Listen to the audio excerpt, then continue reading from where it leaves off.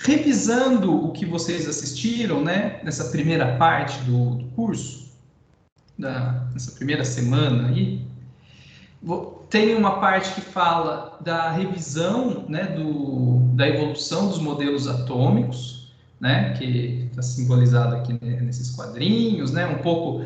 Aqui é só, né, colocando, né, ao longo da história a evolução humana foi identificando, né, as substâncias. Teve uma série de filósofos importantes que vocês vão estudar em história da química em outros momentos, né? O nosso foco aqui não é focar nisso, mas a gente começa aí a estudar basicamente aqui com Dalton, né? Quando a gente tem uma teoria atômica para a matéria bem mais formulada, né? Bem mais interessante, assim, do ponto de vista moderno.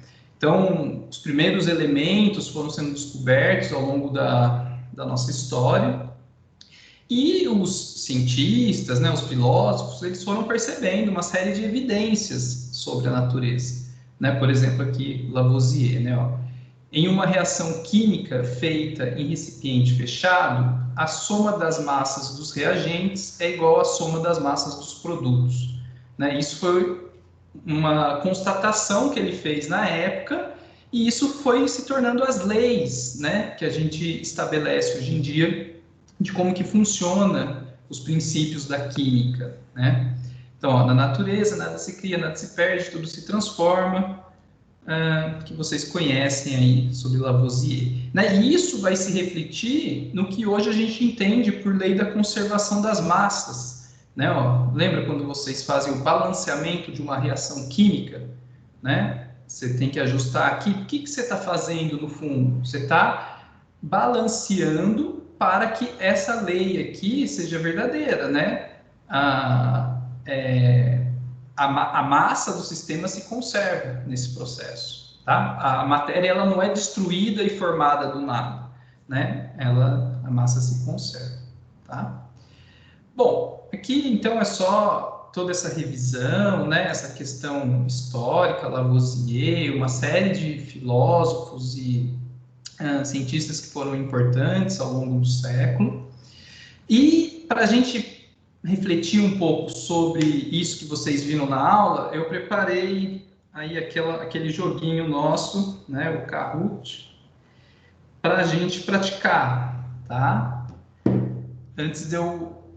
Conforme eu vou discutindo com vocês aqui, a gente loga lá no jogo. Então, ó, quem já estava aqui semana passada, na primeira aula, ou assistiu gravada, vocês têm que, ou no celular, ou no computador, entrar nesse site aqui, ó. Cadê? Espera aí. Isso aqui, ó. Digita aí no seu navegador kahoot.it. Todo mundo já está fazendo isso? Estão entendendo? Não sei se todo mundo participou outra vez. Eu vou entrar aqui. Vamos ver. Vamos ver se vai funcionar bem. Mostrar as questões, tal. Acho que está tudo certo. E o código para vocês entrarem vai aparecer aqui, ó. Esse é o código, pessoal. 5310-6904. 5310-6904. Aí você tem que colocar um apelido que tanto faz, tá? Não é nada valendo ponto, nem nada disso, tá, pessoal? É só uma forma da gente se comunicar, assim, nesse modo de aula online, onde eu falo um pouco sobre o conteúdo, aí eu mostro umas questões para vocês, vocês respondem, a gente vai vendo, todo mundo está entendendo como que entra, né? Você entra nesse site aqui, que está aqui em cima, ó, kahoot.it, aí ele pede um número, você digita esse PIN aqui, 53 10 69 4. Você tem que entrar nesse aqui, kahoot.it. 18 alunos já entraram, será que está todo mundo aí? Vocês são... Onde que eu vejo quantos são vocês? 9, 10, 11, 12, 13, 14... Alguém levantou a mão aqui, ó. Pode falar, quem quer falar? Ou se não, para você baixar a mão, acho que é, André, você tem que clicar aqui em cima ó, e aí você abaixa a mão se você não está querendo perguntar nada. Ah, você não entendeu. Então, ó, faz o seguinte. Não sei se você estava semana passada. Se você tiver no computador e tiver o celular na mão, eu recomendo que você vá no celular, por exemplo, no Chrome, em algum navegador. Aí você digita esse site aqui, ó, www.kahoot.it. Aí ele pede um número, você digita esse número. Aí você vai entrar numa tela de espera, porque só vai começar na hora que eu clicar em iniciar aqui. Se você estiver assistindo pelo celular, eu acho que você também consegue fazer. Eu não sei se alguém tem alguma dica para quem está só no celular, ou se tem gente que está só no computador. Eu estou usando o celular e consegui abrir no navegador. Isso, olha lá, ó. Ela conseguiu, acho que é a Rafaela que falou, né? Uhum. Valeu, Rafael. Então, você conseguiu, André? Deixa eu ver, mais alguém está com dificuldade? Se não, eu vou começar e aí o PIN sumiu. Ah, o PIN está aqui, peraí. Tá aqui, ó. Alguém joga ali no texto para a pessoa ver.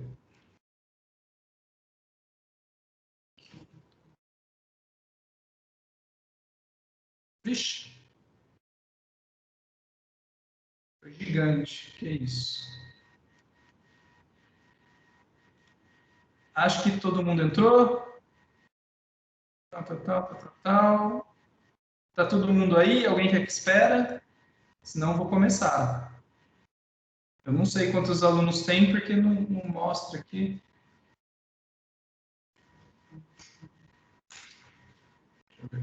Entrou. Tá, então eu vou começar, pessoal. Quem não participar dessa vez, na próxima vai assistindo, que é a mesma coisa, né? Só não vai poder responder. Então é o seguinte, pessoal, ó, deve estar aparecendo para vocês aí a primeira pergunta.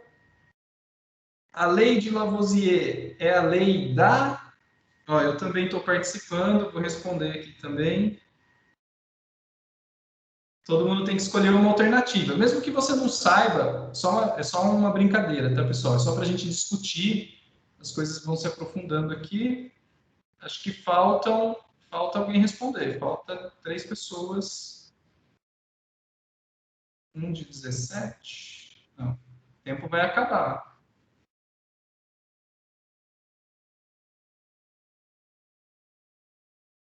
Eu consigo encerrar. Alguém não respondeu. Pode escolher qualquer uma, pessoal.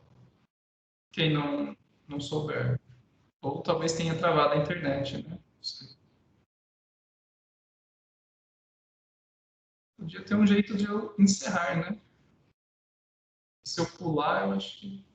Tá aqui, ó, pessoal. Beleza. Isso aqui, só eu errei. Fui eu que coloquei essa aqui, tá? Então, vocês colocaram certo, ó. Lei de Lavoisier, lembrando, a lei da conservação das massas, certo? Percebe bem aqui nessa ilustração, para quem nunca, né, enxergou o significado, né? Olha aqui, ó, o CH4, você tem um carbono, esse carbono, no final, ele está aqui, certo? A esfera preta. Aqui você tem 1, 2, 3, 4 hidrogênios, certo? Depois da reação, aqui do outro lado, tem 2 hidrogênios aqui, 2 hidrogênios aqui, continua com 4. Desse lado aqui, oxigênio, O2, você tem 2 moléculas de O2, são 4 átomos. 2 vieram para cá com o carbono e os outros 2, cada um formou uma molécula de água, tá? Conservação das massas, né? Os átomos, eles não somem, eles não aparecem do nada. Numa reação química, a massa que você tem do lado dos reagentes tem que ser igual ao do produto, tá bom? Por isso que a gente tem que fazer o balanceamento das equações para essa equação estar correta, tá? Beleza, ó, todo mundo foi super bem. Pontuação, todo mundo ganhou ponto. Vamos para a próxima. Vai ficar mais difícil, hein? Quem representava as substâncias dessa forma? Né, ó, não sei se todo mundo já tinha visto isso antes da aula do professor, acho que é do Gilson, que gravou.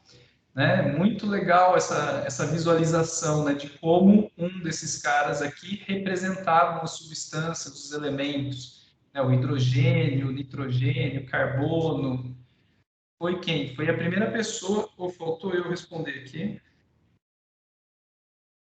Acho que falta duas pessoas responderem, acho que é isso. Ó, todo mundo respondeu. Todo mundo, Dalton. Não, ó, teve gente que errou. Eu errei, mas duas pessoas erraram, tá? Então, quem fazia aquele tipo de representação, pessoal, era o Dalton, né? Que é esse cara aqui, ó. Vamos ver se aparece rapidamente na tela. Vocês estão vendo? Não, esse é o Lavoisier. Espera aí. Esse é o Dalton.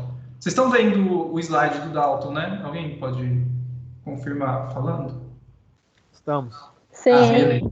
Ótimo. Então tá aqui, ó, pessoal. Olha que legal esse papel aqui desse lado, né? Ó, o John Dalton viveu nessa época, né? De 1766 a 1844, e ele formulou essa ideia do átomo como uma minúscula esfera maciça, né? Realmente a ideia é bem simples. É uma minúscula esfera maciça que tem todas essas propriedades, né? Ele não pode ser dividido. Cada elemento ele representou com uma bolinha, né, com um desenho diferente aqui, que seriam esferas de tamanhos diferentes e de massas diferentes, basicamente, né? E que a combinação dessas esferas formavam os elementos. Então, olha que ideia revolucionária, né? Porque isso é muito realista até com o que a gente enxerga já hoje em dia, né? E antes disso, ninguém tinha essas ideias bem colocadas né, como uma teoria, tá? Então, muito legal a teoria da esfera maciça aqui de Dalton, né? Beleza. Deixa eu ver se tinha mais alguma coisa para falar do Dalton. Não, acho que era só isso. Lá na videoaula, para quem não assistiu, tem mais detalhes sobre o Dalton, tá? Olha, a terceira pergunta, hein? Através de experimentos em tubos de raios catódicos, o Thomson descobriu o quê? O que o Thomson descobriu utilizando esses tubos de raios catódicos que estão aí, está mostrado aí na figura que vocês estão vendo? Está funcionando bem isso aqui, pessoal? Vocês estão conseguindo visualizar e eu vou mostrando os slides e acho que Sim, tá. dá pra ver. Sim, está ótimo. Ah, que Pra bom. ver perfeito. Que bom. Então tá É funcionando. bem diferente, muito legal. É legal que dá para a gente ir discutindo e conversando, né? Então, ó, legal, ó. Ó, teve gente que errou, isso é importante. Errar é importante, tá, pessoal? Porque errando, né, as perguntas aqui faz vocês irem raciocinando, tal, e é bom que eu consiga fazer vocês errarem. O Thomson, pessoal, ele descobriu o seguinte, vamos aqui no slide. Ó, tubo de raio catódico, pessoal. Tubos de raios catódicos, vocês estão vendo nessa foto. Vocês estão vendo meu mouse, né? Vocês estão vendo aqui nessa foto. Eram tubos tipo esse daqui, que você consegue emitir os raios catódicos de um lado, eles atravessam esse tubo, e do outro lado tinha uma tela fluorescente, né? Ele não enxergava o raio dessa forma aqui não, tá? Ele só enxergava quando a partícula batia na tela naquela época. Mas o que é importante vocês saberem é que, por exemplo, se ele aproximava um ímã, ele percebia que esse raio, né, ou um campo elétrico, esse raio catódico mudava de direção. Então, para mudar de direção, ele percebeu que esse raio ele deveria ter uma carga. Esse raio que eu falo é esse feixe, né, esse feixe de luz que vocês estão vendo aqui. Ele deveria ter uma carga elétrica. E como ele viu que a carga elétrica, a partícula era atraída para o lado positivo, tá vendo aqui, ó, nesse GIF aqui vocês estão vendo, né? Tem um campo, ó, sem nada, a partícula vai reto. Ele não sabia que era uma partícula, tá? No começo, né? Ele chegou a essa conclusão. Quando você coloca o campo elétrico, ele percebeu que esses raios catódicos iam na direção da placa de carga positiva. Quer dizer, então essas partículas têm carga negativa. Foi a primeira coisa que ele descobriu. Ele falou, esses raios catódicos, que ele não sabia o que era isso, né? Eram raios que saíam dos cátodos, tá? Por isso que chamou raios catódicos. Eles desviam para esse lado, quer dizer que tem uma carga negativa. Aí ele usou campos elétricos para fazer essa curva e ele usou campos magnéticos também para... Aqui eu consigo mostrar para vocês, ó, nessa outra figura aqui está melhor. Tá vendo? Ó, ele usou campos elétricos, que são essas duas placas aqui, carga negativa e carga positiva, e ele usou um campo magnético, que é essa barra preta aqui, ó, norte e sul. Então, ao mesmo tempo que ele puxava a partícula para baixo, o campo elétrico, ele conseguia puxar a partícula para cima com o campo magnético, tá? Ele fez isso de propósito. Aí ele ajustava o valor do campo elétrico e do campo magnético, porque ele sabia que quando as duas intensidades, as duas forças fossem iguais, o raio ia passar reto aqui, tá? E fazendo isso que ele conseguiu calcular o valor, cadê? Dessa constante aqui, ó. Foi isso daqui que ele descobriu. A razão da carga do elétron pela massa do elétron. Tá vendo que aqui está a letra E e aqui a M? É a carga E do elétron dividido pela massa M do elétron, tá? E vendo esse experimento, ele chegou a essas conclusões. Os raios catódicos, eles saem de qualquer material. Ele percebeu que qualquer material que ele colocava aqui no cátodo, né, emitia raios catódicos. Então ele percebeu, essa partícula tem que estar em todo tipo de material que existe. Ele percebeu que essa partícula sempre tinha carga negativa, né? Então, por isso que o elétron tem carga negativa, né? Foi o que ele descobriu. E ele conseguiu calcular esse valor da razão carga-massa, né? E aí ele falou, esses raios catódicos é uma partícula que vai se chamar elétron, né? Não lembro como que ele deu esse nome, mas ele foi o cara que descobriu o elétron, tá, pessoal? Então, aqui tem mais um pouco da história, né? Aqui tem um outro GIF mostrando. E o elétron, quando ele colide lá na tela fluorescente, ele emite uma luz, por isso que ele conseguia enxergar, tá? Então, ele usava aqui um aparato para acelerar os elétrons, depois que eles passavam por esse campo, ele colidia. Dependendo do quanto isso se curvava, ele conseguia calcular esse valor aqui, tá?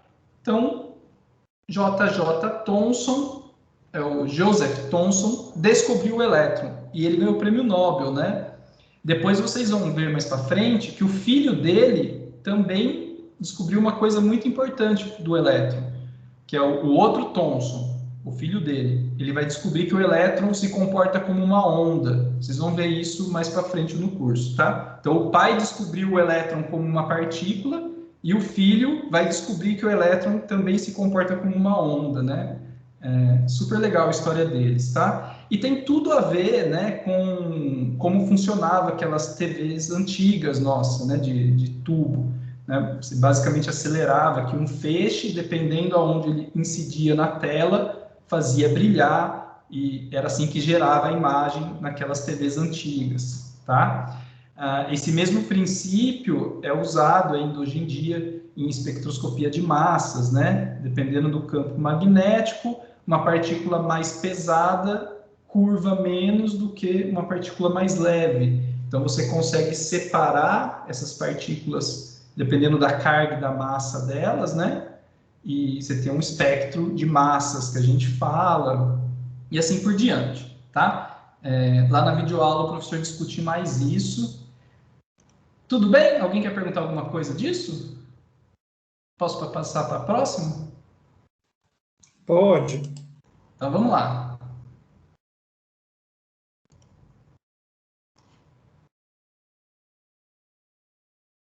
O Thomson imaginou um modelo do pudim de passas. onde os elétrons são o que no modelo dele? Então, esse Thomson que a gente estava falando agora, ele que bolou essa ideia, né, do átomo como um pudim de passas.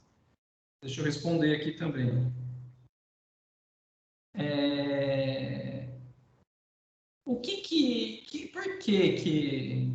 Por que vocês acham que ele imaginou isso, né, o modelo do pudim de passas? Os elétrons são o que nesse modelo dele?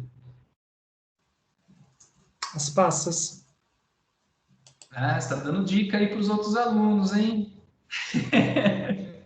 Tá brincando, pode falar, viu, pessoal? Isso aqui é só de brincadeira, né? Não, pode responder qualquer coisa aí, quem não souber. Falta alguém responder, eu acho. Senão ele encerra.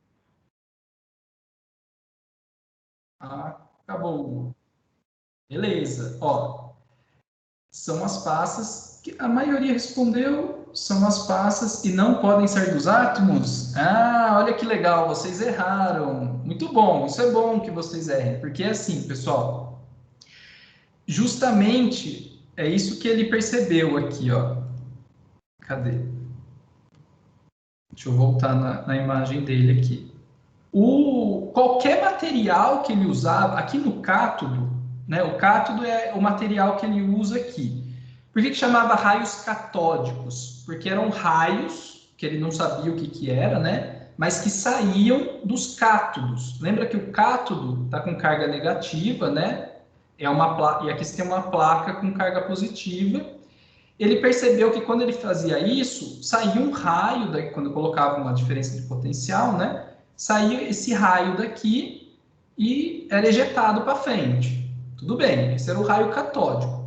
Aí, ele, usando essas placas, ele percebeu que tinha carga negativa, que qualquer material que ele usava aqui soltava raio catódico, que sempre era carga negativa e que sempre era exatamente o mesmo valor de razão carga-massa.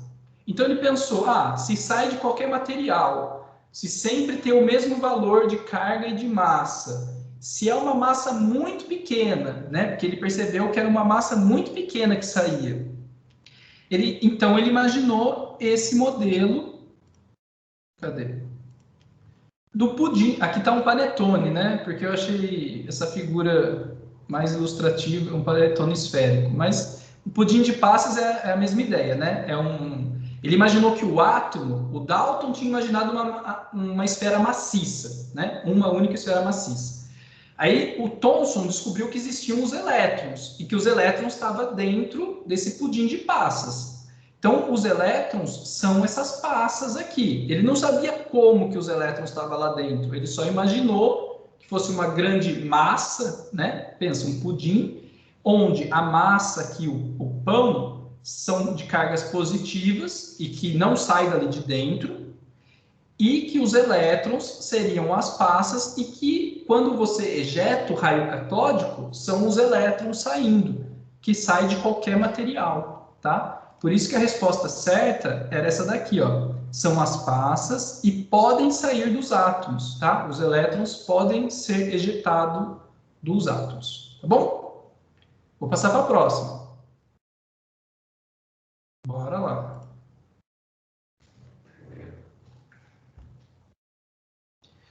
O Millikan agora. O Millikan, quero ver quem lembra do Millikan.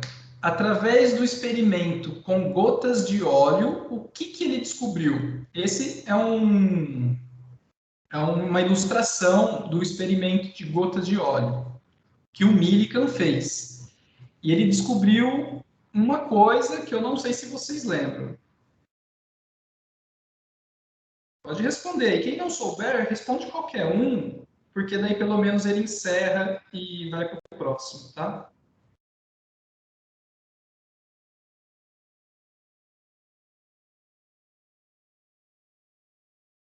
Acho que ele vai esperar ou todo mundo responde ou ele espera. Bom, 15 segundos. Já vou explicar então, para quem não.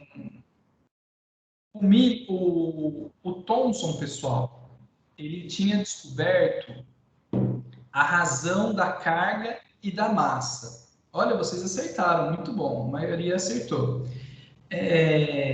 Só que o Thomson, ele só tinha calculado a razão, né? Carga sobre massa. Esse valor aqui, ó, é o valor do E dividido pelo M. Ele não calculou exatamente a carga, nem exatamente a massa. Quem calculou o valor da carga mesmo, a carga do elétron, como 1,6 vezes 10 a menos 19 coulombs, que é o que vocês usam hoje em dia, né? Que é o valor da letra E, aqui de cima, certo? Então, quem calculou isso foi o Millikan, tá? Com esse experimento, onde ele conseguia borrifar gotinhas de óleo num campo elétrico. A gotinha de óleo ele conseguia colocar elétrons nela e fazendo elas pararem no ar, né? Ajustando o campo elétrico, ele conseguiu fazer esses cálculos, tá? A gente não vai entrar em detalhes como que ele calculou isso, mas só para vocês terem uma ideia dessa história, tá? Vamos passar para o próximo.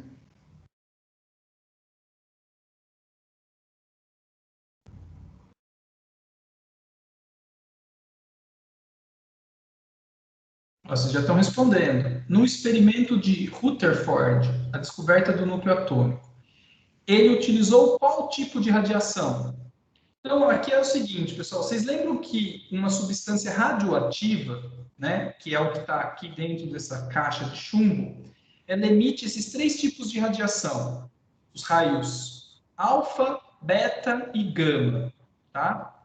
Não sei se vocês lembram lá da videoaula, o professor explica o que são cada um desses raios. E aí, o Rutherford, ele usa um desses 3 raios, né, para o experimento que ele fez para descobrir o núcleo, que acabou descobrindo o núcleo atômico, né? Essa é a pergunta aqui. Qual desses raios que ele usou? Eu não respondi ainda. Deixa eu responder aqui. Ó, a maioria acertou de novo. Os raios alfa, né? Então, deixa eu mostrar aqui para vocês. Ó, aqui, ó, o modelo de Thomson, né? O modelo de pudim. Aqui. Então, o pessoal que estudou radioatividade, né? Marie Curie, o Curie-Pierre, né? O Becquerel, eles viram que fontes radioativas, né? Materiais radioativos, emitiam esses 3 tipos de radiação, né? Alfa, beta e gama. E aqui está explicado, ó, os raios betas são elétrons de alta energia, tá? Eles têm carga elétrica negativa, por isso que o raio beta aqui, ó, ele sobe em direção da placa positiva. Os raios gama são radiação eletromagnética de alta energia e possuem comportamento similar ao raio X, né? Como é onda eletromagnética, ele não é atraído nem pelo positivo nem pelo negativo, os raios gamas passam reto aqui, tá? Porque não tem carga elétrica. O raio alfa são partículas carregadas positivamente, né? E correspondem a núcleos de hélio. Então, o raio alfa vem para cá, porque tem carga positiva e é atraído pelo lado negativo. Então, esse raio verde aqui, ó, o alfa, é o que o Rutherford usa no experimento dele. Vocês lembram do experimento de Rutherford? Ele pega uma fonte de radioatividade, né? Ele seleciona esse raio alfa, ele incide esses raios alfas numa folha de ouro muito fina, né? Que ele prepara, muito fina, e aí ele vai estudar o espalhamento dessas partículas alfa, né? Que vai ter a ver com a próxima pergunta nossa, tá? Mas só mostrando aqui, ó, os raios alfa são núcleos de hélio, tá? Ó, aqui tem massa 4, né? Tem 2 prótons e 2 nêutrons, por isso que a massa aqui é 4, 2 cargas positivas, porque ele está sem os elétrons, né? É só o núcleo de hélio. Vamos para a próxima pergunta, que vai ter a ver com Rutherford. No experimento de Rutherford, a conclusão mais curiosa, né? Qual que eu acho, pelo menos, né? Qual que é a mais curiosa das conclusões que o Rutherford chegou? A massa dos átomos está distribuída uniformemente? Vocês acham que a massa no átomo está distribuída de forma uniforme? Ou o volume do átomo é, em sua maioria, espaço vazio, né? Ou você acha que os núcleos são enormes, que os núcleos são grandes, né? Grande volume? Ou a massa fica concentrada nos elétrons? E aí, o que vocês acham? Responda alguma coisa aí. Já está terminando.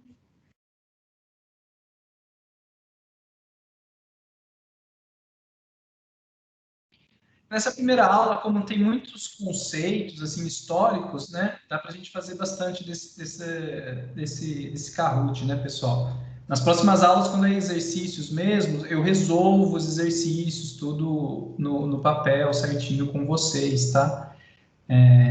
Mas o que der para eu colocar de questões assim mais conceituais para a gente conversar, eu vou tentar sempre colocar, tá? Porque eu acho que vai funcionar bem. Então tá aqui, ó, a maioria respondeu certo. O volume do átomo é, em sua maioria, espaço vazio. Exatamente, né? Com esse experimento, ele incidia aquelas partículas alfa, certo? A grande maioria delas atravessa reto, que é o que vocês podem ver aqui, ó. Os núcleos acabavam atravessando, então era fácil atravessar. Se é fácil atravessar, e algumas poucas conseguiam colidir com os núcleos e voltar para trás, né? Na verdade, ele não sabia que tinha os núcleos, né? Ele fez esse experimento, aí ele verificou que a grande maioria atravessava e algumas poucas voltavam para trás. Ele chegou à conclusão que a única explicação para isso é que os átomos, toda a massa deles estivesse concentrada num núcleo bem pequeno e o volume do átomo é muito grande e espaço vazio, basicamente, só que com os elétrons, né, que ele chamou de eletrosfera, e que os elétrons ficariam em volta desse núcleo, só que como o elétron é muito pequeno e tem uma massa muito pequena, né, e toda a massa do átomo basicamente está concentrada no núcleo atômico, né? Que depois a gente vê que a massa do próton e do nêutron é muito maior do que a massa do elétron, né? Hoje a gente já sabe disso, tá? Então ele formulou esse modelo dele, né? Diferente do Thomson, que imaginou toda a massa, né, distribuída no pudim, o Rutherford falou, não pode ser daquele jeito, tem que estar tudo concentrado num núcleo, tá?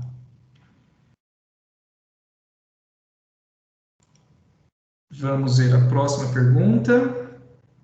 O modelo de Rutherford, esse modelo que a gente estava falando agora, o que ele não conseguia explicar? Tinha alguma coisa que o Rutherford não conseguia explicar. Eram os nêutrons, a conservação da massa, a estabilidade dos elétrons nas órbitas, o núcleo atômico. O que vocês acham que ele não conseguia explicar? A gente está falando desse modelo aqui, né, ó, do Rutherford, 1911.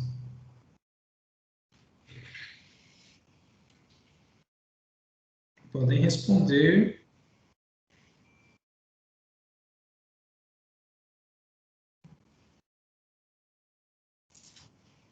$15 segundos. Então tá aqui. Aqui está uma revisãozinha do que a gente estava vendo, né? O modelo de Dalton, da esfera maciça, o modelo de Thomson, do pudim de passas, né? Onde ele descobriu o elétron, né? Thomson descobriu a existência do elétron. E, ó, grande maioria acertou, só eu que errei. Porque fui eu que coloquei essa aqui. A estabilidade dos elétrons nas órbitas, exatamente, pessoal. Então, o Rutherford, ele percebeu que existia o núcleo, né? E falou, os elétrons estão na eletrosfera. Mas um elétron girando numa eletrosfera, ele perderia energia, tá? Como vocês vão ver, a gente tem uma outra videoaula gravada, né? Que vocês vão assistir daqui a algumas semanas, que o professor discute isso, né? O elétron, ele perderia energia se ele ficasse girando em torno desse núcleo como num planeta, né? Em torno do Sol. Então, essa órbita não seria estável, esse átomo, ele não seria estável, não faria sentido. É por isso que daí vai vir o modelo quântico da matéria, né? Ou pelo menos o Bohr aqui, em 1913, ele vai começar a juntar algumas outras informações, né? As propriedades ondulatórias dos elétrons, né? Vai definir os estados de energia para os elétrons e vai começar realmente o modelo quântico da matéria que a gente conhece hoje em dia, tá? Até essa parte do curso, a gente vai parar aqui no Rutherford por enquanto, tá, pessoal? Porque agora a gente quer estudar estequiometria, né, soluções, toda essa parte da química de ácido base, nomenclatura. A gente vai estudar essa parte, né, por essas 4 semanas, aí até a primeira prova. Aí para a segunda parte da nossa disciplina, a gente vai avançar nas teorias mais modernas, tá? O Bohr, né, como que descreve os orbitais, como que a gente já interpreta isso hoje em dia, tá bom? Então, mas vamos ver qual que é a próxima pergunta nossa aqui. Os isótopos são elementos que... O que são os isótopos? Vocês lembram?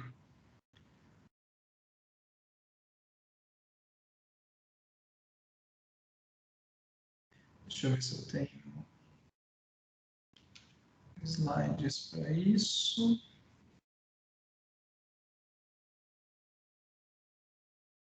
Enquanto vocês estão respondendo.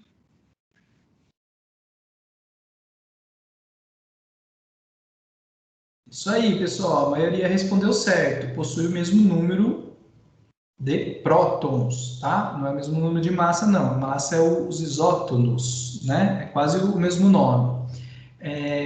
Deixa eu ver aqui, ó, se vocês conseguem enxergar. O Rutherford, ele descobriu a existência do núcleo e que o átomo é um imenso espaço vazio, né, constituído pela eletrosfera. Então, olha o núcleo, é 10 a menos 4 angstroms de tamanho. Olha o átomo, de 1 a 5 angstrom, bem maior, tá? Tem uma ordem de 10 a quarta de diferença aqui nesse tamanho, né? Então, é como se, por exemplo, se o mineirão fosse um átomo, né? Só para vocês terem uma ideia. Qual seria o tamanho do núcleo se o mineirão fosse o átomo? Aqui está um exemplo, ó. Uma bolinha, né, uma bola de tênis, bem aqui no centro, seria o átomo, o núcleo atômico, e toda essa região vazia aqui, né, seria a eletrosfera. Então, acho que com essa imagem vocês conseguem imaginar como o átomo é um imenso espaço vazio, né, onde você tem um núcleo lá no centro, bem concentrado de massa, e os elétrons aqui nessa região da eletrosfera. Tá? Então, o Rutherford chega, né, a algumas conclusões. Né? Os prótons são partículas que possuem massa significativamente maior que os elétrons e carga positiva. Está aqui a carga, né? A pergunta dele é como que poderia o átomo ser estável, possuindo tantas cargas positivas concentradas numa região pequena?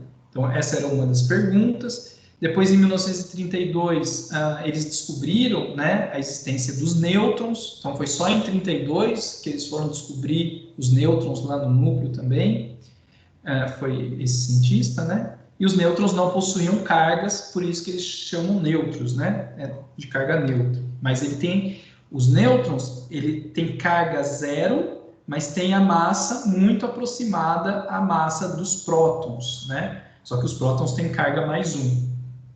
O elétron, olha como a massa do elétron é muito menor do que a massa dos prótons e dos nêutrons. 10 a menos 4 aqui em relação. Então, é basicamente nada, né? 0,00001. Então, na massa total do átomo, basicamente, o elétron não contribui, tá? Olha o núcleo atômico que ele imaginou, né?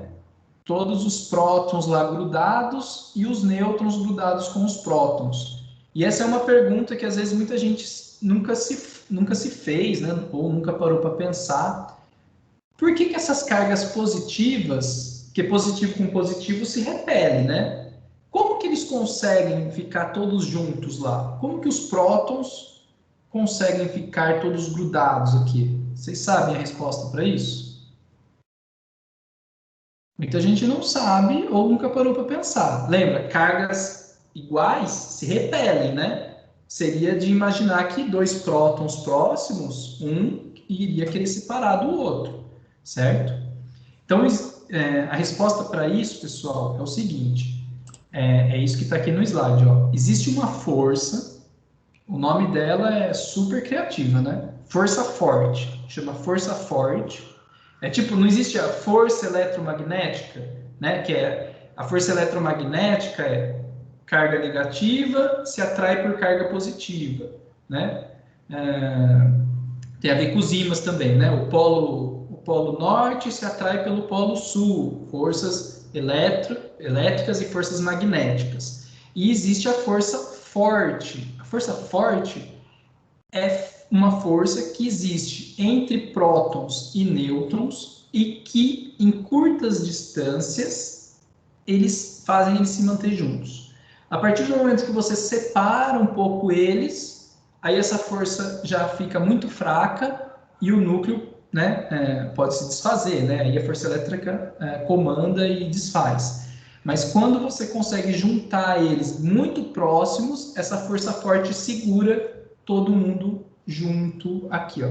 Aqui vocês estão vendo as setinhas, né? Ó. Enquanto a força forte mantém todo mundo junto, a força eletrostática, né? A força da parte elétrica tenta fazer todo mundo se separar. Então é que nem uma briga de corda, né? A força elétrica está tentando separar e a força forte está mantendo. Como ela é mais forte, ela mantém o núcleo estável, tá bom? Essa é a ideia. Depois, o Bohr, como que ele vai surgir nessa história? Que a gente não vai estudar tanto aqui. Vai vir com a parte de espectroscopia, tá? Quando a gente começar a estudar espectroscopia, né, vai vir o Bohr e vai falar o modelo dele de como que surgem essas faixas de emissão de radiação devido às diferenças de energia nos níveis eletrônicos do elétron, tá? Isso é o que a gente vai estudar depois, né, na nossa próxima parte. Bom, agora a gente já estava falando dos isótopos aqui, né? Deixa eu ver nos slides onde que eu estou. Então, ó, pensando nos isótopos, né? A massa das partículas é expressa em unidade de massa atômica, tá? Então, por exemplo, o carbono, lá que você encontra na tabela periódica, ele tem 6 prótons, né? O número atômico aqui 6. Se você contar aqui, ó, 1, 2, 3, 4, 5, 6. Tem 6 prótons no seu núcleo. E também tem 6 nêutrons, né? Ó, 1, 2, 3, 4, 5, 6. 6 nêutrons. Qual que é a massa dele? Basicamente é 6 mais 6, 12. Né? É lógico que não é exatamente isso, tá? Porque isso não é exatamente 1 aqui a massa de cada um, né? Professor, eu tenho uma dúvida. Como que as pessoas calcularam a quantidade de prótons e nêutrons? Você consegue descobrir tanto pela carga quanto pela massa dos elementos, né? Eu não sei exatamente como que eles descobriram, mas provavelmente nos aceleradores de partículas, eles conseguem ir quebrando, né? Você pode, por exemplo, colocar um átomo de carbono e conforme você vai incidindo radiação de altíssima intensidade nesses elementos, você consegue ir quebrando esses núcleos. E aí você consegue ver quantos prótons saem, sabe? Se você incidir uma radiação de muita intensidade, né, para quebrar isso. Mas agora, assim, certeza que tipo de experimento que eles faziam, eu não vou saber te responder agora, tá? Mas é uma pergunta bem interessante mesmo. Mas isso tudo foi sendo construído aos poucos, tá? Porque no começo, né, quando o Mendeleev começou a montar a tabela periódica, ele só começou a perceber que os elementos tinham propriedades periódicas, né? Que é assim, vários elementos tinham comportamentos parecidos, porém, por exemplo, a massa deles ia aumentando, né? Aí ele começou a pegar esses e montar uma tabela com as propriedades periódicas desses elementos. Ele foi percebendo que o hidrogênio, né, era muito leve, então ele colocou mais para cima. Aí eles, aos poucos, foram introduzindo as informações, sabe? Quanto de carga tem? Ah, tem 6 de carga positiva. Depois o cara mediu a massa, ele viu que tinha 12. Ele falou, e aí, o que está acontecendo? Aí só lá em 1932 que alguém descobriu os nêutrons. Aí eles começaram a encaixar esse quebra-cabeça, né? Eles falaram, então esses 6 de massa vêm dos prótons, os outros 6 de massa vêm de 6 nêutrons. Depois você descobre um isótopo, né? O carbono, aqui, ó. Quando ele está com um nêutron a mais, quando ele está com 7 nêutrons, ele fica com massa 13, mas ele tem 6 prótons, né? Quando ele está com 8 nêutrons, ele fica com massa 14 e 6 prótons, né? E isso, um dos experimentos, né, agora eu posso responder isso certinho para você, é com justamente a espectroscopia de massas. Ó, isso faz sentido. Tá vendo aqui, ó, você tem vários elementos, você pulveriza eles, né? Acelera eles aqui e faz eles passar por um campo magnético. Quem tem mais massa, quem é mais pesado, faz uma curva diferente de quem é mais leve, tá? Isso, assim, quem tem mais massa tem mais inércia, né? Faz uma curva diferente de quem é mais leve. Então, se você faz isso, ejeta os átomos aqui com uma certa velocidade e joga eles para cá, você consegue separar aqui, ó, você tem uma certa quantidade, né, com essa massa, uma certa quantidade com outra massa, e com isso você vai separando os isótopos, né? Por exemplo, o hidrogênio, né, ó, o hidrogênio, ele existe na forma um próton e um elétron, né? Sem nêutron, né? Sem nenhum nêutron. Então, ele é o hidrogênio. Aqui é o hidrogênio que tem um próton e um nêutron. Então, ele tem massa 2, né?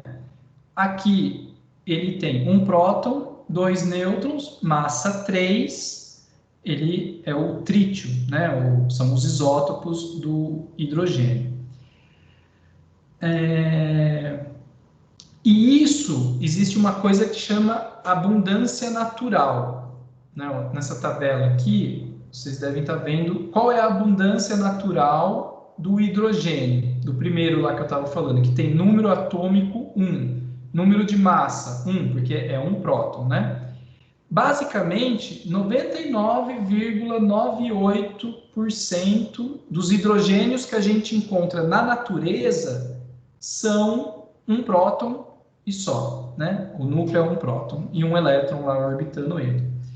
0,015% abundância natural significa que se você avaliar qualquer objeto da natureza, né, 0,015% vai estar na forma de deutério, que é o hidrogênio que está junto, tá um próton e um nêutron lá no núcleo, tá? Vai ter uma massa que é o dobro. 2. O trítio, que é esse aqui, ó, massa 3, a gente fala tem traços, né? Se você procurar, deve ser 0,00001, quer dizer, é muito raro você encontrar o hidrogênio na forma de um trítio, tá? São os isótopos aqui do hidrogênio. Ó, do carbono 13 já não é tão raro, ó, 1,1% de todos os carbonos, né, que a gente encontra abundância natural na natureza, 1,1% vai estar na forma de carbono 13, tá? Ó, oxigênio, tem o carbono 14 também, né, que decai a cada tantos mil anos, e por isso que a gente consegue fazer datação arqueológica, né, quantificando quanto de carbono 14 tem numa amostra. Qualquer dia eu posso explicar com calma essa questão do carbono 14 para vocês. Mas aqui a ideia é só lembrar essas questões, né? Então tem o símbolo do elemento, o número atômico representa o número de prótons, né, e de elétrons que ele tem, para ele estar neutro, né, ele tem que estar com o mesmo número de prótons e elétrons. A massa aqui é o número de prótons mais neutro. E justamente a espectroscopia de massas, que é aquele equipamento que eu mostrei para vocês, se você pegar um, né, cloro natural da natureza, cloro puro, jogar naquele espectrômetro de massas, você vai ter dois picos assim, ó. Um pico com massa 35, né? E vai ter um pico grande porque 75% dos átomos vão estar com massa 35, e vai ter um outro pico aqui em massa 37, que é 25% dos átomos tem massa 37. Quer dizer, 37 está com 2 nêutrons a mais, né? O cloro, ele tem 17 prótons, e o resto aqui para completar são de nêutrons, tá? E isso acho que é até um dos exercícios que talvez tenha na lista.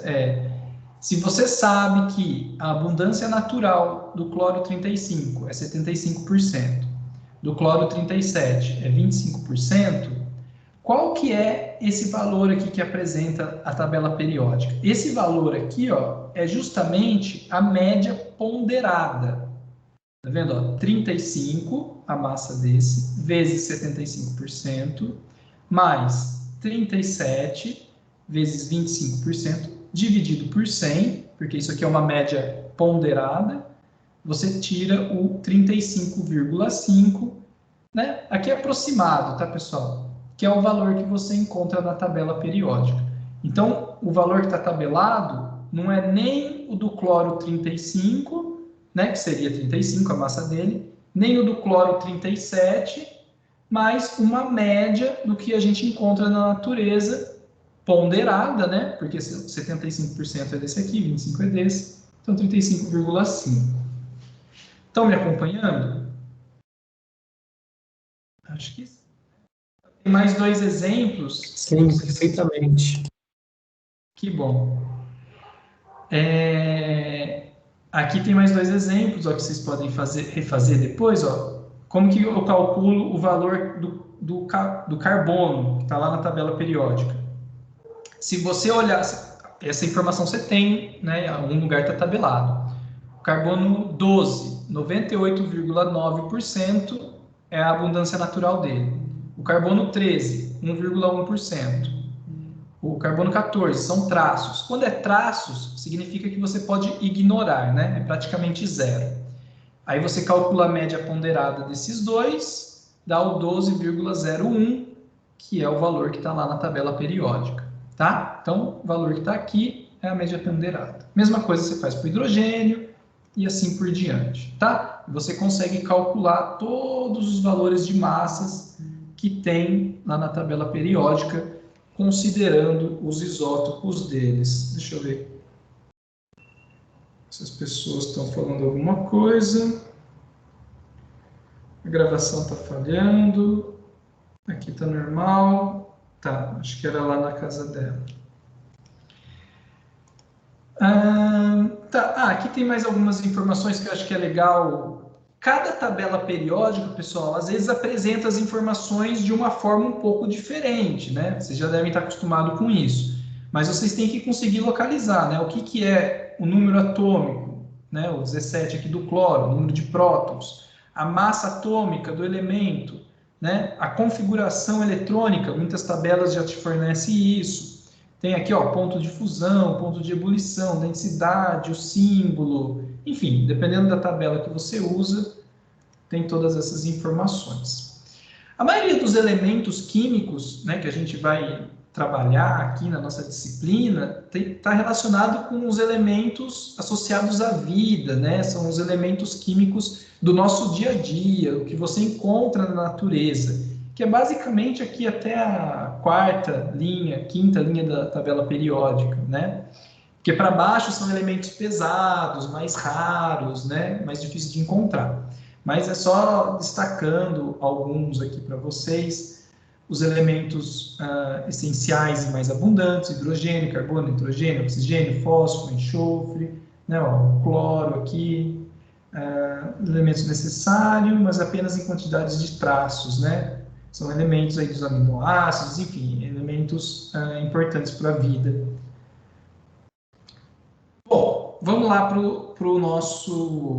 as nossas questões, que eu acho que tinha mais algumas questões para a gente praticar um pouco. O número 2 é 2,0 é igual ao número 2,00? Agora a gente entra numa outra parte, pessoal, que é um pouco sobre... para eu ver se vocês têm noção que toda medida, se você pegar um copo d'água e você medir o volume desse copo, se você medir a massa desse copo, ele vai ter uma incerteza associada, né? Deixa eu responder aqui também. Cadê?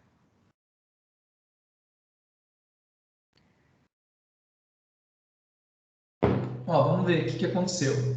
Ó, meio a meio, mais ou menos.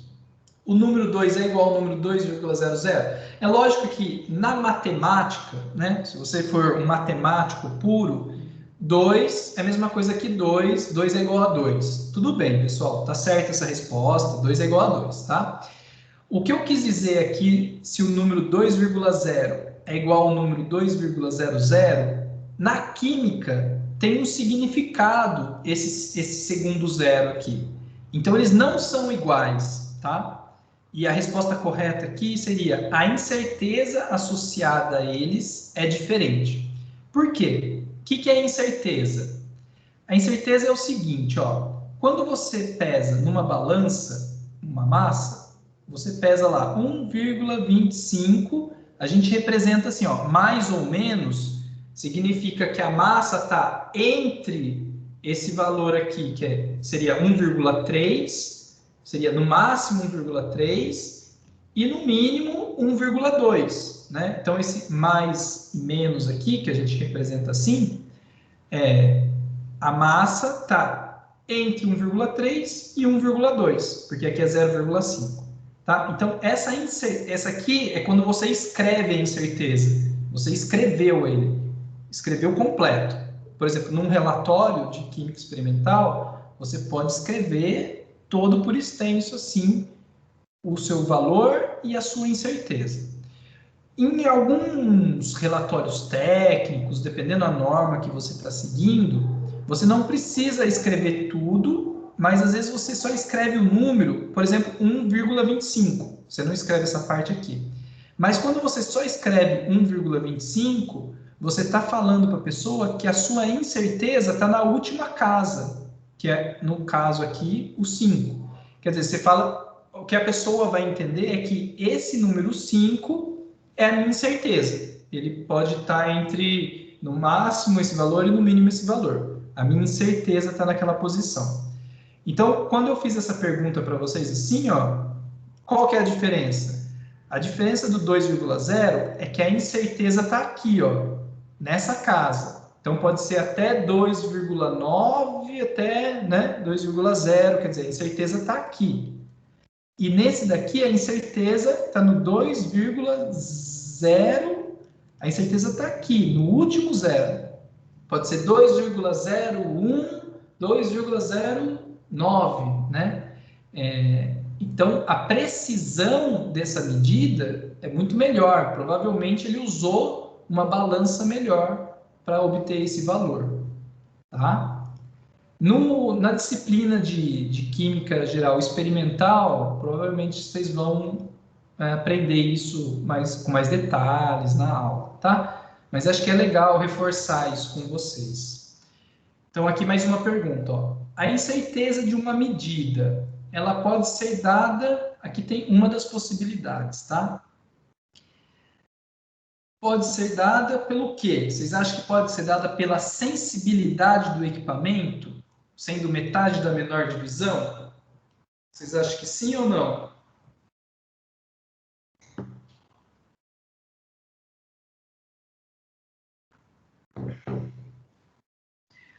Porque aqui eu já vou discutindo então com vocês, porque eu acho que o time está muito grande ali. Pessoal, exatamente isso. Quando você vai fazer uma medida, depende a sua precisão, né? Depende do seu equipamento. Se o seu equipamento é muito ruim, aí ó, isso. É o 0,5. Acho que estava certo também, né? Mas eu queria dessa vez que vocês respondessem essa daqui, né? Que é a incerteza depende da sensibilidade do equipamento e muitas vezes, não é sempre, tá? É dado por metade da menor divisão. O que é isso? Por exemplo, numa escala aqui de volume, né? Aqui é o 15 ml, 16, 17, 18, 19 e o 20 está aqui em cima, certo? Aí, qual que é a menor divisão? A menor divisão é entre o 15 e o 16, né? Ó, 15 para 16, 16 para 17, 17 para 18, quer dizer, é 1 ml a menor divisão. Metade da menor divisão é 0,5. Então, você mede o valor que você está enxergando e coloca mais ou menos 0,5, porque esse valor aqui é metade de 1 ml, tá?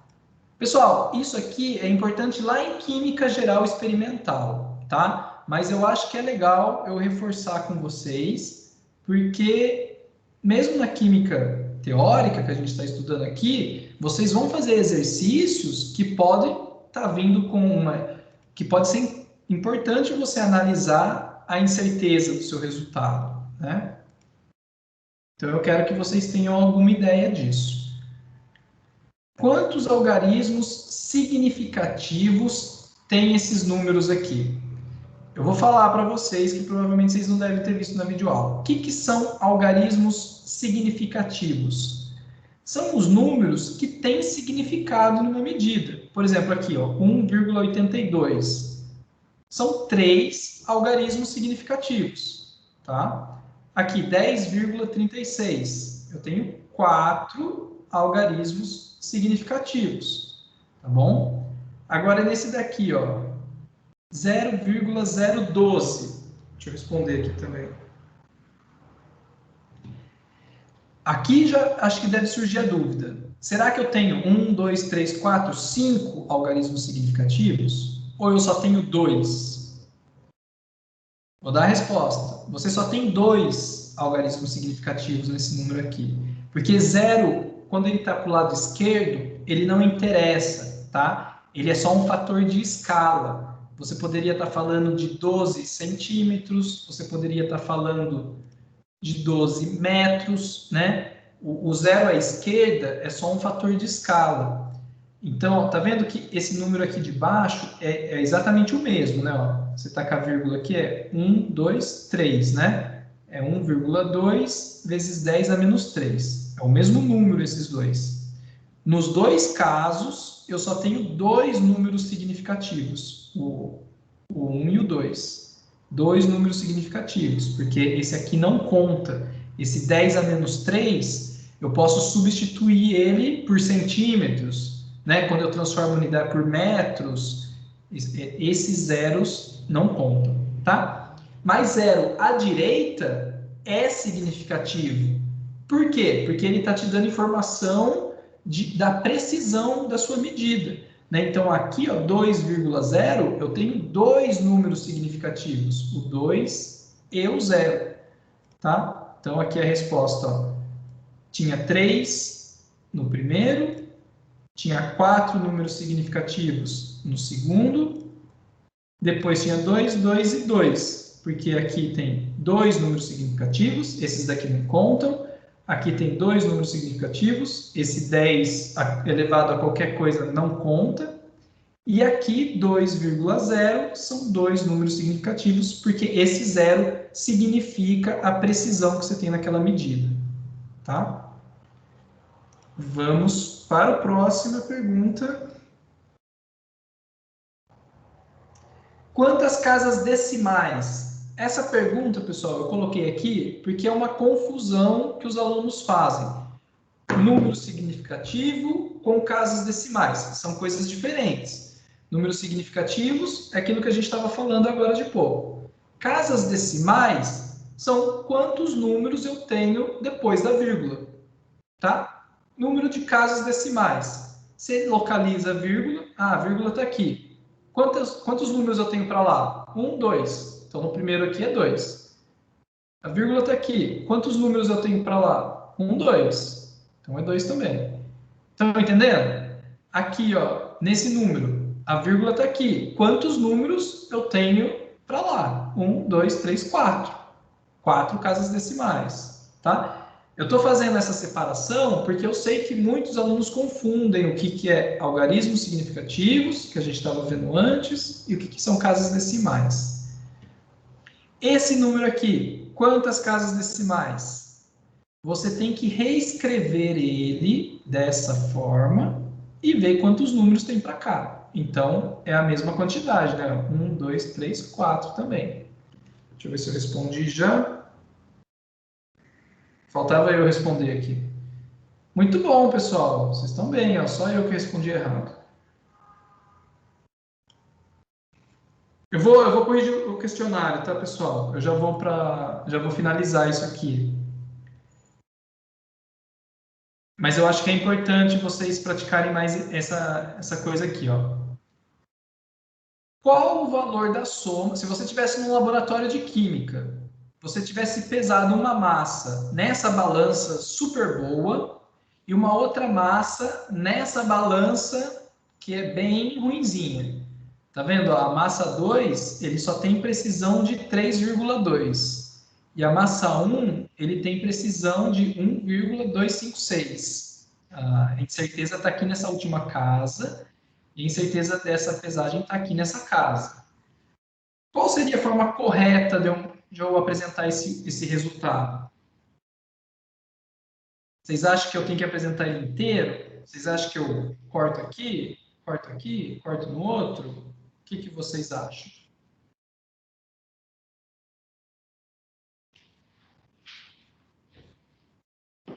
O questionário aqui ficou bem longo, né? Vamos lá, vocês respondem essa e aí a gente passa a discutir um pouquinho sobre a lista, tá? A lista, como é muita questão de nomenclatura, pessoal, eu acho que... Vamos esperar vocês responderem. Falta alguém responder aí para a questão encerrar.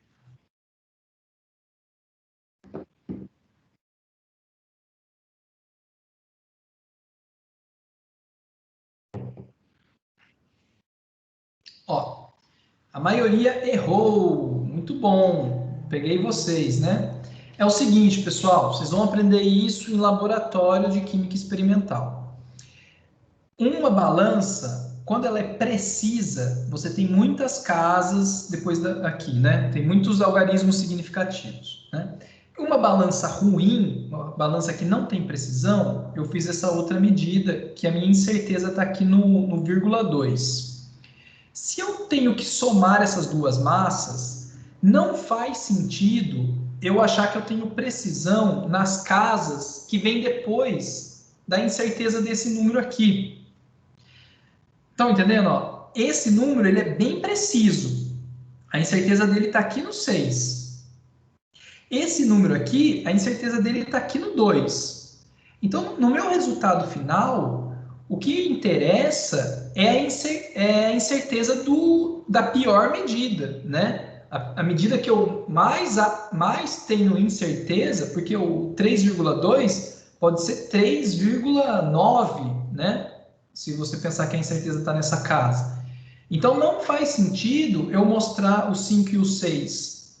O que faz sentido é eu mostrar só até o mesmo número de algarismos significativos da minha medida mais imprecisa. Estão entendendo? Né? Se essa balança ela só é boa até a segunda casa, não faz sentido eu mostrar mais números do que isso. Tá? Eu não tenho essa precisão. Essa que é a ideia. Então, aí a resposta, você poderia ficar em dúvida entre o 4,4 e o 4,5, pensando nisso. Por que a resposta certa eu coloquei 4,5? Porque aqui, ó, o resultado deu 4,456. Então, você soma. Aí, quando o terceiro número aqui é maior que 5, você arredonda o número anterior. Se esse era 4, ele sobe 1. Ele sobe para 5 e você elimina esses dois. Então, fica 4,5. Esse daqui é o resultado correto para essa soma dessas duas massas. Pessoal, se você nunca ouviu falar disso, não precisa ficar assustado, né? Aqui na nossa disciplina teórica, né?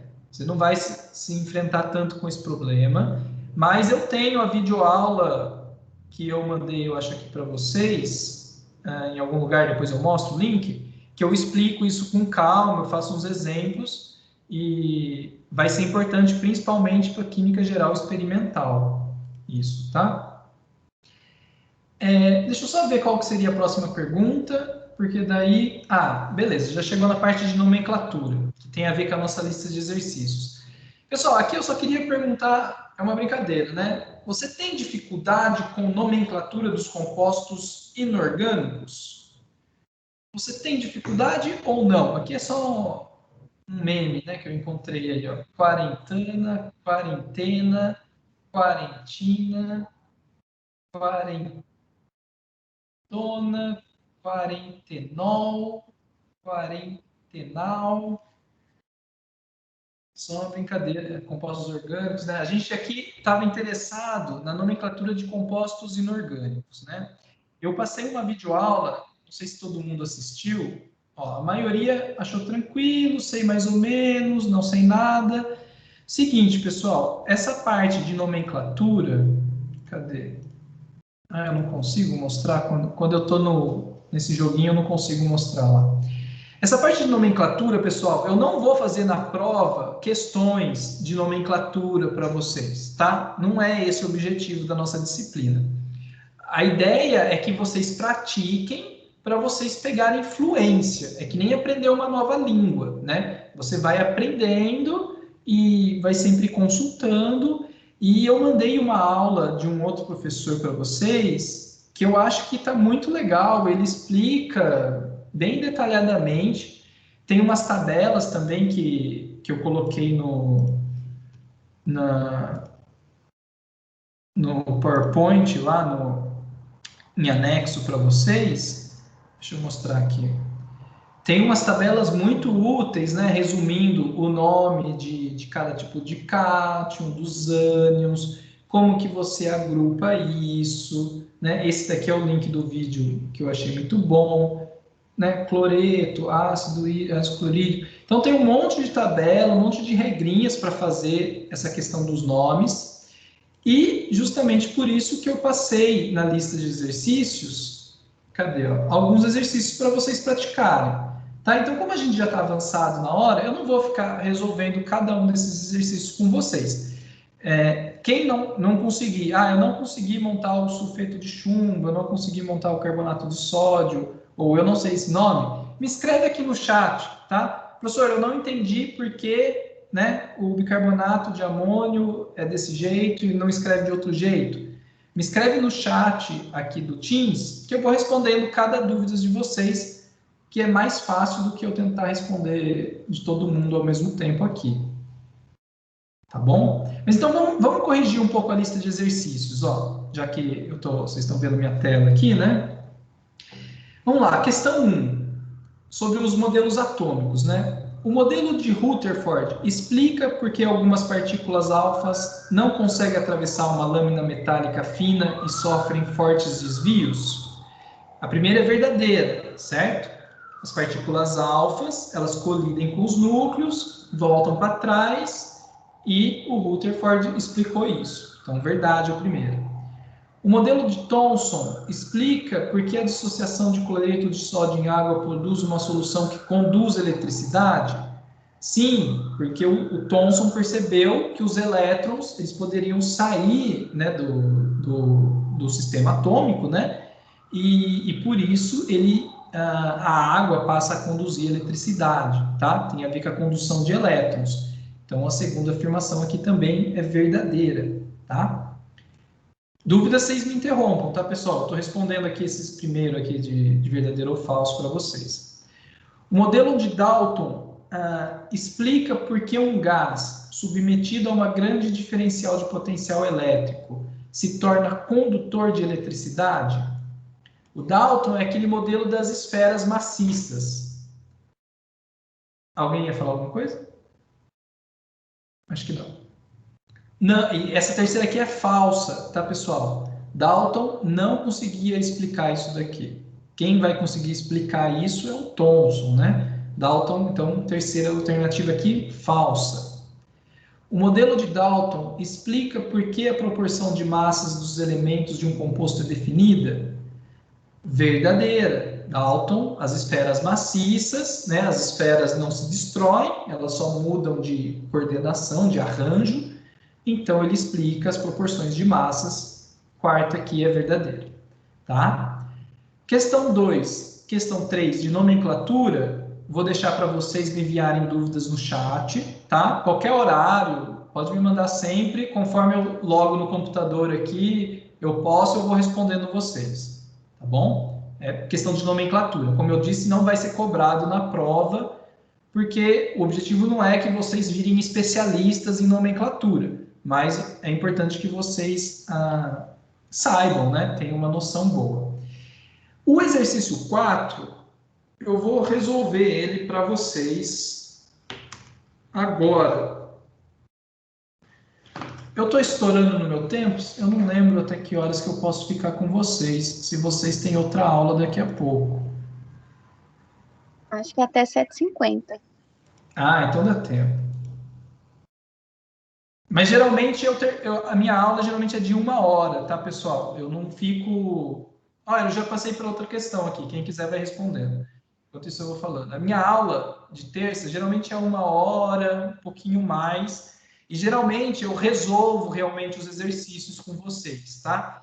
Essas questões conceituais, hoje teve mais, porque essa parte introdutória do curso, né? Mas vai ter também, né, ao longo da disciplina, vai ter bastante questão conceitual, mas tem muita coisa que a gente tem que fazer na mão mesmo, mostrar para vocês pegarem bem, né? Deixa eu...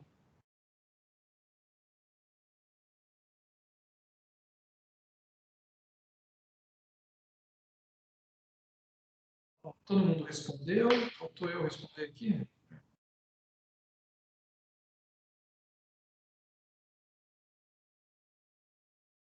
Eu não reconectou, não. Você tem dificuldade em entender o significado de mol? Entenda, tranquilo. Ah, beleza. Isso aí é porque para a próxima semana vocês vão ver a parte de estequiometria. E a última pergunta, só para a gente finalizar. Nossa, essa vocês têm que fazer na mão, hein? Ó, tenta fazer rapidinho. Calcule a massa molar dos compostos, do primeiro, do segundo e do terceiro. Ó, eu já coloquei aqui em cima para vocês. Quem está com a calculadora na mão já calcula. 2 vezes 23, mais 12 do carbono, mais 3 vezes 16. Você vai calcular do primeiro. Né, ó. A glicose, 6 vezes 12, mais 12 vezes 1, mais... Ah, falta eu só responder hoje. Ah, não, ninguém respondeu. Vocês estão calculando, né? Estou com muita pressão aqui para... Estou pressionando vocês aí para a gente não estender. A ideia dessa pergunta aqui, pessoal, é só ter certeza que está todo mundo na mesma orientação, né? Vocês lembram como calcula a massa molar? Isso vai ser importante a partir dessa semana. Né? Então, aqui está a resposta correta. Ó.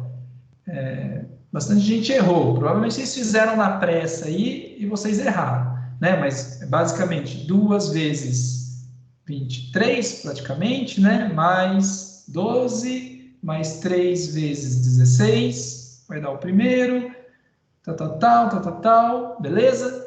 Quem não conseguir fazer e verificar essa resposta, está gravado aqui, né? Quem errou pode conferir depois. Calcula de novo, pausa o vídeo, calcula, vê se chega na resposta correta. Se não chegou, se não sabe fazer, me escreve no chat que a gente conversa, tá bom?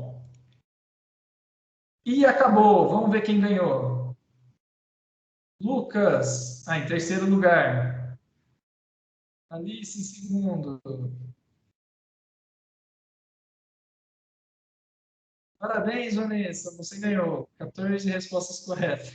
É só uma brincadeira, tá, pessoal? Isso aqui não vale nada, tá? Parabéns para vocês. O que é receber feedback? Não sei o que é isso. Ah, acho que fica as respostas aqui. Tudo bem. Não sei se vocês conseguem entrar aí. Quem quiser rever, tá aqui na aba geral, Kahoot. Talvez quem quiser rever isso, consiga rever depois. Pessoal, para finalizar, eu vou resolver a questão 4, só para não ficar só de papo com vocês. Deixa eu entrar aqui, calma aí, que agora eu tenho que logar.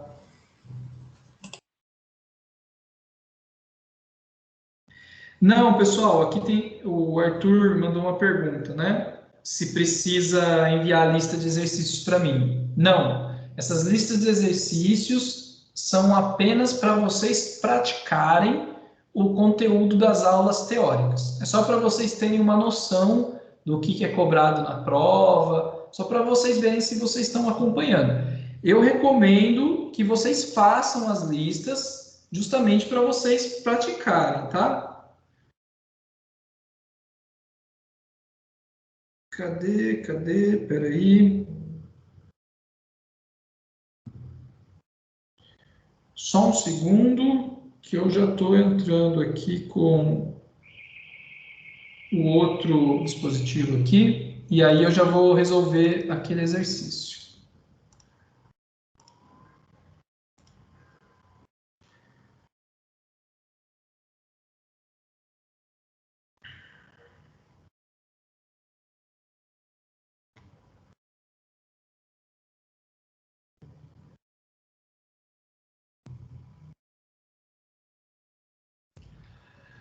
Vamos lá, cadê?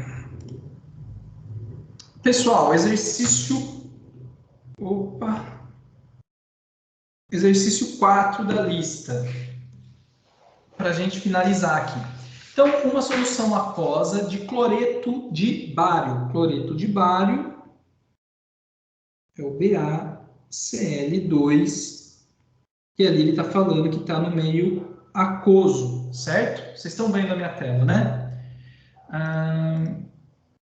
Tá, deixa eu ver.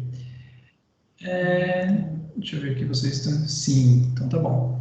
Então, é misturado com... Cadê? Isso tem uma parte de treinar nomenclatura, né? É misturada com uma solução aquosa de sulfito de potássio. Sulfito de potássio, você vai lá e verifica como é ele. SO3 em meio aquoso. E vai para o quê? Vamos lá ver. E os produtos gerados são sulfito de bário sólido e um sal solúvel em água. Aqui, então, sulfito de bário sólido, né? Importante colocar o estado físico que está o seu composto, mais um sal em meio aquoso, né? Opa, pronto. Beleza. Ó, pessoal, o que vocês deviam ter montado, olhando a nomenclatura, é isso, né? No item A. Aí você olha para essa equação e você pensa, ela está balanceada? Você tem que verificar se ela está balanceada. Vocês lembram disso? Então vamos verificar. Eu já vou direto aqui mostrar para vocês por que não está. Olha para o potássio. Vocês estão vendo aqui que ele está com 2 desse lado e do lado de cá só tem um dele. Então falta um número 2 aqui. Acho que vocês estão acompanhando onde eu estou falando, né? Desse lado aqui, faltou colocar o número 2. Agora, se você ver o cloro, Cl, tem 2 do lado direito e tem 2 aqui também do lado esquerdo. O bário tem um aqui, tem um aqui. O SO3, né? Um S, 3 oxigênio, um S, 3 oxigênio. Então, a equação química está balanceada. Então, tem vários exercícios aqui na lista, que eu acho que são os exercícios da lista 5, do exercício 5 para vocês fazerem balanceamento de equações, tá? Acredito que todo mundo lembra bem isso, né? Mas é bom praticar, né? Todo mundo tem que saber fazer isso. Então, beleza, isso aqui já é a resposta da letra A, né? A letra B, da questão 4, está falando, escreva a equação iônica simplificada. Equação iônica simplificada. O que é isso? Então, se vocês verem lá na videoaula do professor, ele fala o seguinte, para você escrever a equação iônica simplificada, o que você tem que fazer é abrir, dissociar os seus elementos que estão em meio aquoso aqui nesse sistema. Por exemplo, o BaCl2, ele não está em meio aquoso. Em meio aquoso, o que você encontra é o íon dissociado Ba2+ aquoso mais 2Cl- aquoso. Estão entendendo? Esse composto aqui, como ele está em meio aquoso, eles estão dissociados, né? Como você tem 2 Cl's, né? Por isso que eu coloquei 2 aqui. Você tem 2 Cl de carga menos, aqui Ba, que tem carga 2+, no meio aquoso, Tá vendo? Dissociei, tá? Agora o próximo, o K2SO3. Também vou dissociar eles. 2K mais aquoso mais o SO3 2- aquoso, que é uma informação que eu não sei se todo mundo sabe, mas no meio aquoso o SO3 se mantém junto e ele fica nesse formato, por isso que eu coloco assim, tá? Beleza, dissociei os dois aqui do lado esquerdo da nossa reação inicial. Agora eu vou verificar os do lado direito. Do lado direito, você tem um composto que está sólido, quer dizer que ele não vai dissociar, então ele fica BaSO3, né, sólido. E o KCl, que está no meio aquoso, vou escrever embaixo aqui, ó, mais 2K mais em meio aquoso, mais 2Cl menos também em meio aquoso. Estão acompanhando o que eu estou fazendo, né? Eu escrevi a reação aqui e o outro lado eu escrevi para baixo aqui, só para não fugir da tela, tá? Equação, isso aqui é a equação iônica completa, né? Ó, escrevi todo mundo em termos dos íons aqui, equação iônica completa. Mas o que ele pediu para você é equação iônica simplificada. Vocês estão vendo que eu estou dando destaque aqui, né? Equação iônica simplificada. Simplificada significa que eu posso cancelar quem está do lado esquerdo, por exemplo, o 2K+ aqui, e do lado direito. Tá vendo que ele está dos dois lados? Esse cancela com esse, tá? Ó, o Cl- tem desse lado e tem desse lado. Então, esses dois cancelam com esses dois. Simplifiquei a equação. Quem sobrou? Sobrou Ba2+ aquoso mais SO3 2- aquoso, formando BaSO3 sólido. Então, está aqui o que realmente reagiu nessa equação química, né? Que é o Ba2+ com SO3 2-, formando o composto precipitado aqui, né? No estado sólido BaSO3. Tá? Essa aqui é a equação iônica simplificada. Tá? Aqui em cima está a equação completa, né? Balanceada, que a gente tinha montado no item A. Depois a gente separou em termos dos íons, né? Dissociou todo mundo que estava em meio aquoso. E, por fim, escrevemos a equação iônica simplificada. Tá bom? Entenderam a ideia desses exercícios de equação iônica simplificada, tipo exercício 4?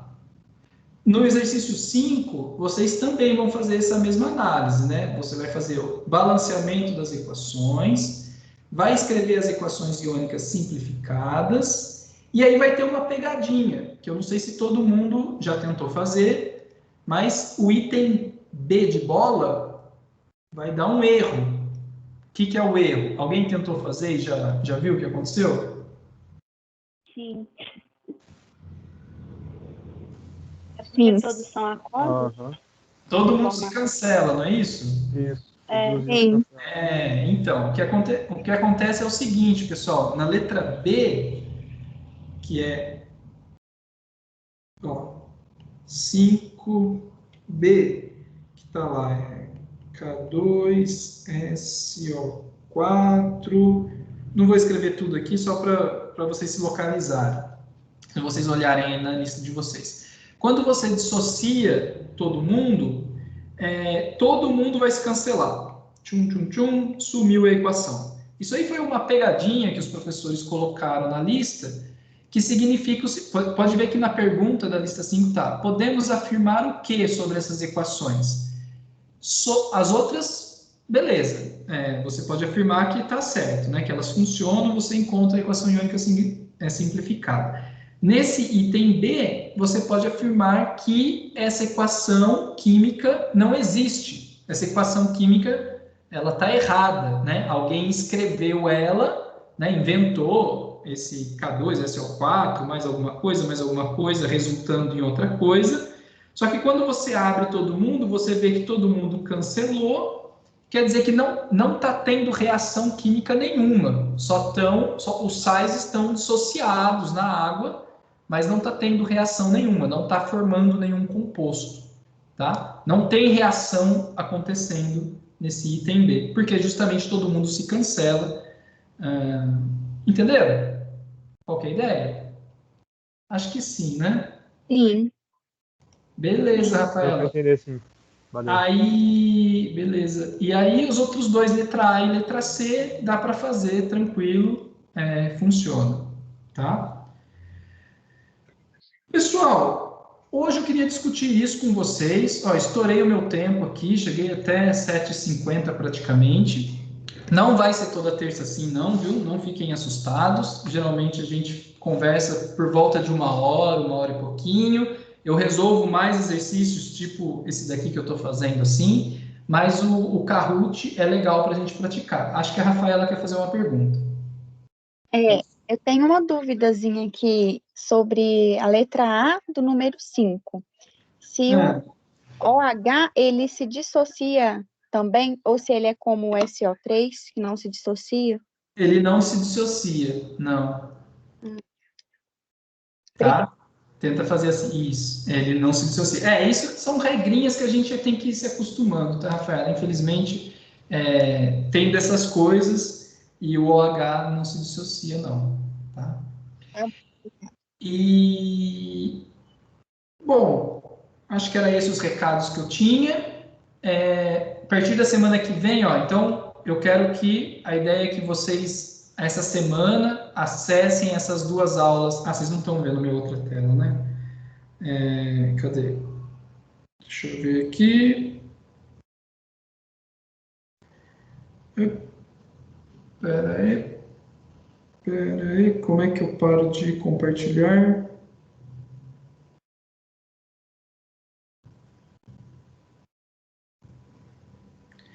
Eu me perdi aqui, pessoal. Vocês estão vendo qual tela minha? Estou vendo você. Só eu? Não está mais vendo a tela? Na verdade, eu estou vendo a Rafaela Terêncio.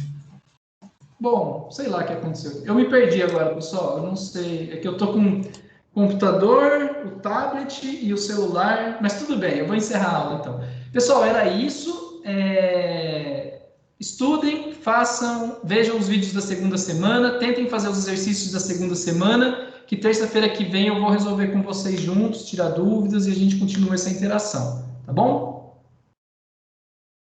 Tá bom. Se ninguém for falar nada, boa noite para todo mundo, boa semana para todo mundo. Valeu, boa noite. Obrigadão. Valeu, pessoal. Um abraço. Nossa, fiquei totalmente perdido agora aqui. Eu não sei onde que tá gravando. Onde que tá. Cadê? Encerrar a gravação.